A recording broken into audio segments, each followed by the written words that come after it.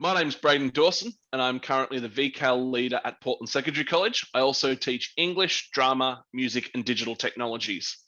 I'm very much a passionate gamer, and being able to bring that into the classroom and see that the way that children are influenced by them has been the best thing to happen in my career so far.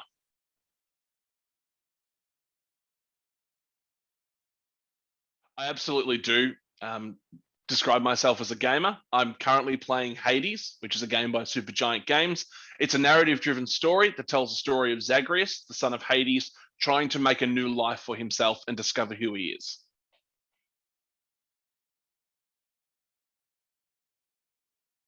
Games initially for me became an escape, and it was a way to bring family together as well. But as video games have developed and as I've become older, I've found myself more drawn to the narratives that are being able to be told within this medium, and being able to analyze that has been great for me and my ability to teach English, being able to read something like that.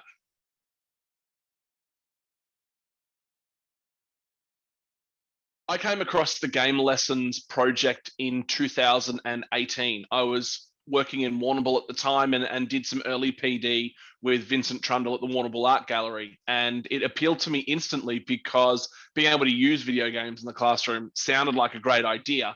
And I'd already had some experience doing it and wanted to see a different perspective.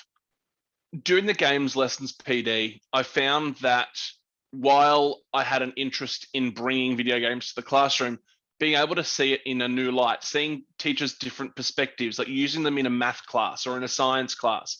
For someone who's got an English background, that never occurred to me. I was always solely focused on studying the narrative of games. And now to see the different ways that they can be incorporated, I think was pivotal in me being able to launch a program that has multiple faculties involved.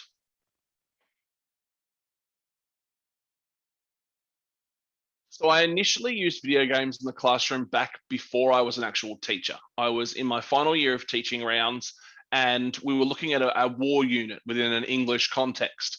And my mentor at the time wanted to look at trying to have students understand the issues surrounding war and the idea that there are no respawns. And so we used a first person shooter game, Call of Duty, to sort of emulate what that experience might have been like with large sound and not having much chance to do much.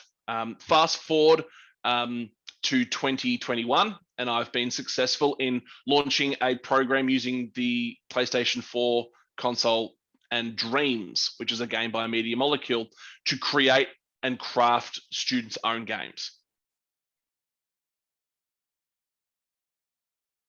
I think that video games are a very powerful learning tool in today's school, especially when we consider the virtual backpack that our students have. So they come to school, but they've got all of this knowledge from outside of school about how to use these consoles and computer games. And up until now, in education, we've really not harnessed that. And I think being able to have students bring that prior knowledge into the classroom, and give those students who maybe don't do well academically, but can perform very well in a game type setting, give them an opportunity to lead is something that I'm pushing for very hard. The most successful ways that I've used video games in the classroom come from examples this year. So I've been fortunate enough to run pilot projects with both a year 8 digital technology class and a year 12 senior VCAL literacy class. I'll start by talking about the year 8 Digitech. So we've been using Dreams, which is a creation tool developed by Media Molecule by Sony Entertainment on the PlayStation 4. We actually managed to secure 8 PlayStation 4 consoles, and we have embedded them into a teaching space. Within that space, students will work collaboratively to create their games. And it's been really, really difficult to start off with because students don't have any idea on how this program works. So our initial lesson plans have been focused around introducing students to how this particular tool works. From there, they expand their knowledge on things like sound and music, logic and processing, wiring, connectors and physics. And then all of that knowledge comes together, and we have them building assets and games based on downloading those assets and implementing them in a way that students will find both challenging and, more importantly, fun. I've been able to use The Walking Dead Season 1 by Telltale Games in my Year 12 VCAL literacy class. My Year 12s this year have been difficult to say the very best. Unfortunately, due to remote learning, their disengagement, I think, is at an all-time high. And being in Year 12, they're really ready to finish school. So I went to the drawing board and looked at ways that I could implement games to engage the students more than anything. And what we did is we broke up into small groups. Every group had a copy of The Walking Dead, and they were able to work through the story at their pace. The lessons involved us discussing, story beats, or the analyzing the decisions of particular characters within that particular scene, and they absolutely loved it. Not only was the engagement high, but the feedback that I've received from them has shown that this is definitely something that they would like to see more of in the program in the future. Using The Walking Dead, I've found that students are much more immersed within the story. Being able to take the role of one of these characters and influence their decisions not only means that students have a better understanding of the character's motives and actions, but as a result, the learning outcomes and the assessments that students complete as a part of it are also much more thoroughly detailed.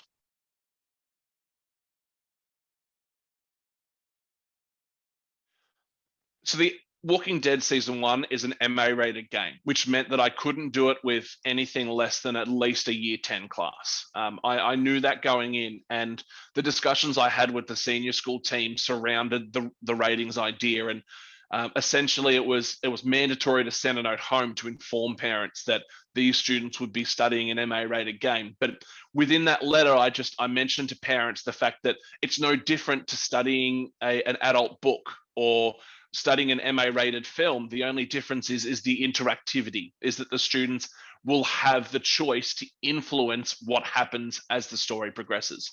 And I found that staff and parents were on board with this.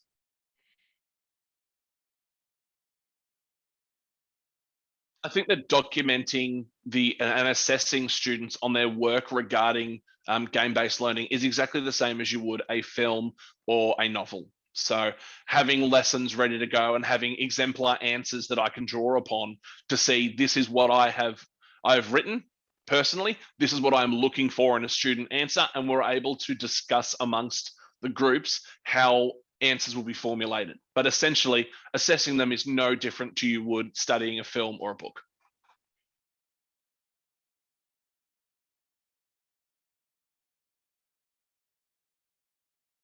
In terms of buy-in, I found that my highest flying academics within my literacy class were very hesitant to try Walking Dead, simply because they'd never had much experience with video games and they just wanted to get their normal work done. However, by the end of it, I noticed that those who were least engaged at the beginning were actually the most engaged by the end. They really wanted to see the story unfold, and they loved the ability to be able to influence the story through their decisions. And there were many conversations had during the unit about what might have happened in this scenario if we had chosen another path. And I think for those academic thinkers, it's been an absolute godsend. So one of my favorite experiences was this year within my Year 12 Walking Dead unit. And we had one student who was away during the class because of illness. And they reached out to me probably a day before we had class and said, I'm not feeling very well at all today, but I don't want to miss out on what's going on. What can we do? And so what we organized was I transferred that group save file to my computer, and we were able to stream over Microsoft Teams the gameplay so that they could keep influencing the story decisions, chatting with their group, even though they weren't at school. And I found that level of commitment outside of school to be able to be a part, still want to be a part of the unit, was just sensational. And it really brought a smile to my face.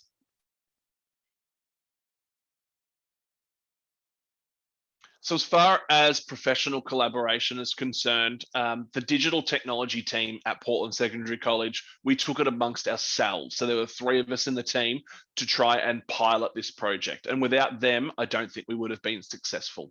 Simply because while I'm very passionate about my games, Others are very passionate about structure and construction. So I had an idea of how these games would work within a classroom, but logistically speaking, the placement of equipment and how we would structure lessons around it from a technology perspective was invaluable to have amongst that team.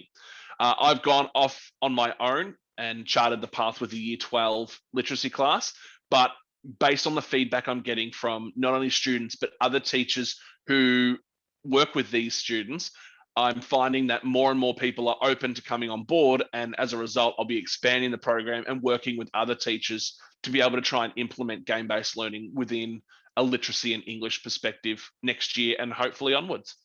So at the moment, buy-in from other faculties has been both good, constructive and positive. So art subjects are on board and they understand what kind of power this tool has and how we're able to use it to achieve goals within that particular faculty. As more and more faculties see what we're doing in the digital technology area, I'm confident that the program will be able to expand and they'll be able to use this tool across their own faculties outside of Digitech. So I purchased the licenses for The Walking Dead and then distributed them on school accounts amongst more trusted students within the classroom. They then formed groups of about 4 or 5, and they all sat around computers connected to a headphone splitter so that everyone was able to hear what was going on within their game and not be interrupted by everyone else in the class. I found that that worked really well, as not only were students be able to work better in small groups than the whole class, but they were able to work at it in their own time and at their own pace. So unlike studying a film where everyone is at the same point in the film at any given time, I found it much easier for students to pause and think about decisions that needed to be made, or if they needed to continue working, they didn't have to wait for anyone else.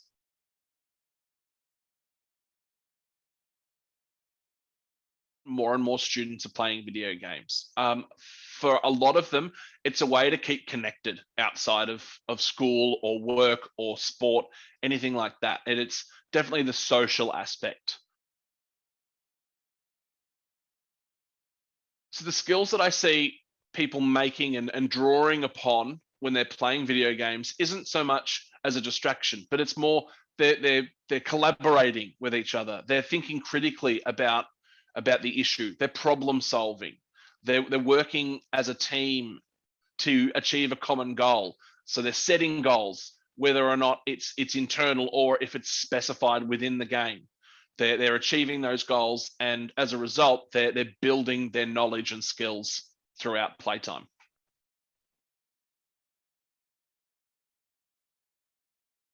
I would think that that is the next step for them to start looking at their skills and building that towards applying it to a game-based design process.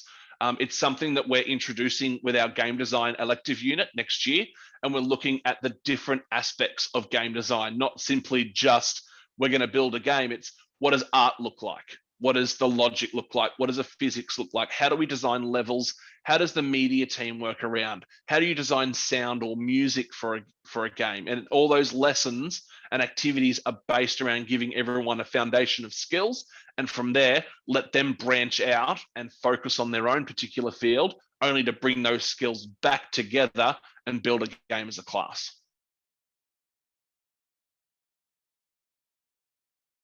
I think the most important thing about choosing a game within a classroom setting is looking at how it applies to the goals and assessment that you are trying to do.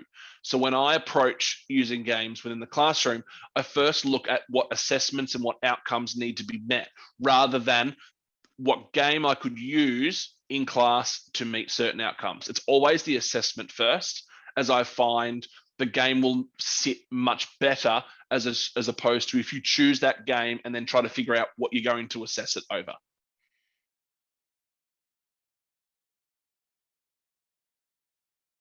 We had little funding within the budgets for digital technologies. So as a result, we've been selling off old machinery from the technology wing to be able to fund the growth of digital technologies, not just in game-based learning, but also in CNC routing and laser cutting, looking at emerging technologies. The second was the initial staff buy-in. So many staff thought of video games merely as a tool for distraction, and many have got kids who play games, and I've heard it time and time again about, oh, my son or daughter plays this game. They play it well into the night, and as a result, they don't get any sleep. They don't get homework done. And so, breaking down that stigma and being able to show the staff that yes, while they are great for distraction, they also tell a story. They also serve a purpose, and we can harness that within the classroom and build upon the knowledge that's sitting just outside of our classroom that we've not yet utilized.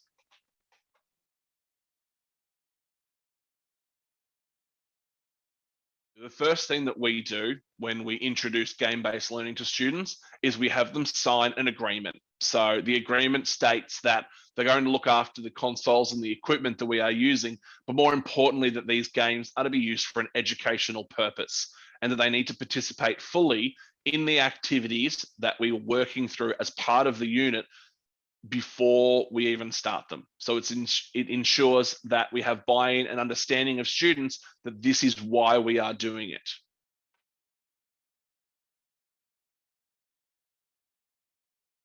The biggest tip that I can give for any teacher who is willing to look down a game-based learning project is talk to your colleagues about it, because maybe they've had ideas that might not necessarily work in their particular faculty, but collaborating is the best tool because there are so many ideas that come together, and being able to work together on a project like game-based learning ensures that there is buy-in not just from students, but from more staff as the projects develop. So work together as a team on this.